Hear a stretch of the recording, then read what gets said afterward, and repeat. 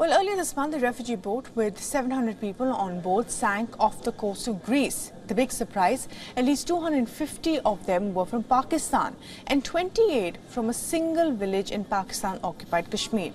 We visited the village, Bandli, and spoke to the victims' family members. Here's a report.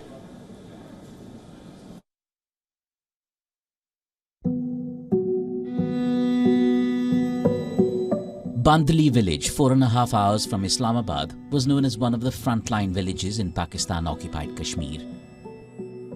But now it has a new identity, a rather sad one. Not one, not two, 28 of its residents, a majority of them youngsters, were on board the ill-fated trawler that sank off the coast of Greece in the Mediterranean Sea. Most of them were hoping to eventually reach Italy for a better life. Locals claim about 300 people from the area had previously relocated in the past 6 months. WION spoke to the families in the village, people who had sons, daughters, nephews on board the ill-fated boat. They say they paid around $9,500 to an agent who said he would take them to Italy.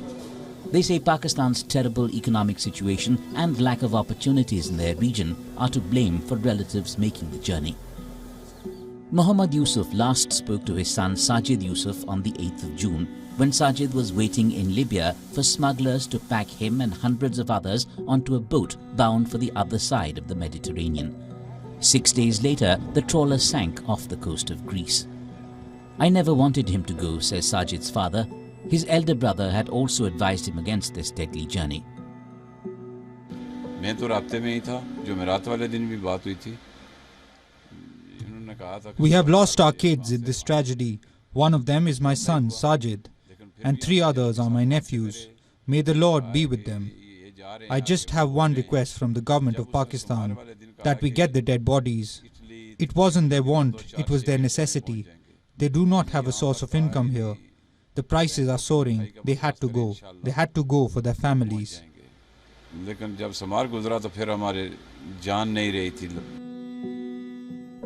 26-year-old Islam was also on board the sunken trawler. He moved to Europe in search of labor and a better economic situation. Islam was raised by his uncle Aziz Hussain, a resident of a migrant colony in Bandli. Aziz said the village's children had no other choice but to board the ship to find a source of livelihood. All he wishes to know is whether his child is dead or alive.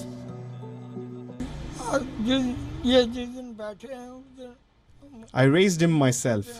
The second day after he got onto the boat, our nephew told us that he had gotten onto the boat. 6 days later, it was found that the boat had sunk. It was told that 2 or 3 ships had gone. One of them had sunk. I tried to find out the real news from mobile, but nothing was found. There was no contact with the government. We were trying to get a report on it on our own. The survivors were sitting in the front and back with our child. We got worried. One was sitting in front of him and one was sitting next to his seat. No one knows what happened after that. Please, the government and UTV people should also tell us whether they are dead or alive. If they are dead, then their bodies should be returned to us soon, so that our worries are reduced. With no communication from the government, the families of the victims have little choice but to come to terms with the tragedy. It's been a big price to pay for the eagerness to relocate. Life will never be the same again.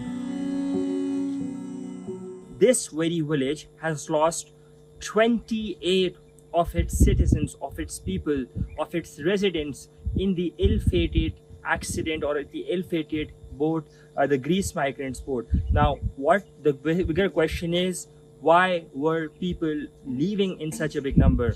The answer, what we've been able to gauge, is that in the past 4 to 5 months, unverified accounts say that about 300 to 400 youngsters from this very village have left through illegal channels and have managed to get to Turkey, Italy, and Greece through illegal channels.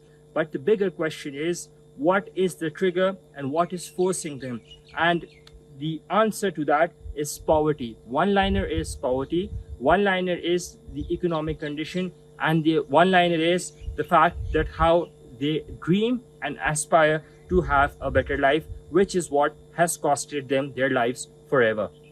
Anas Malik on the Pakistani side of Kashmir in Bandli village for Beyond World is One.